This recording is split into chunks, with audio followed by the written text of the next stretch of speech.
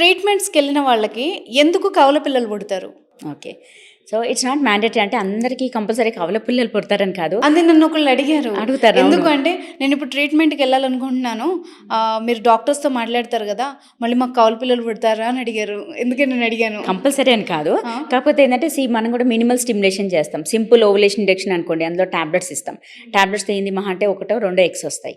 అప్పుడు ఏంటంటే either 1 egg fertilise అయితే సింగిల్ ప్రెగ్నెన్సీ. ఒకవేళ 2 ఎగ్స్ ఫర్టిలైజ్ అయ్యి 2 ఎగ్స్ ఇంప్లాంట్ అయితే ట్విన్స్ రావచ్చు.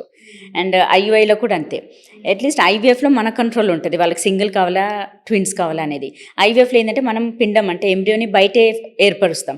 ఏర్పరిచినప్పుడు వాళ్ళకు బిఫోర్ ట్రాన్స్ఫర్ అంటే లోపలికి వేసే ముందు అడుగుతాం. మీకు సింగిల్ కావాలా లేకపోతే ట్విన్స్ ప్లాన్ మీరు చేస్తాం. అడుగుతారు ముందే. మేము అడుగుతాం. అందులో ఓకే. ఆప్షన్ ఇస్తాం. ఇందులో ఐవీఎఫ్లో మాత్రం ఆప్షన్ ఉంటుంది.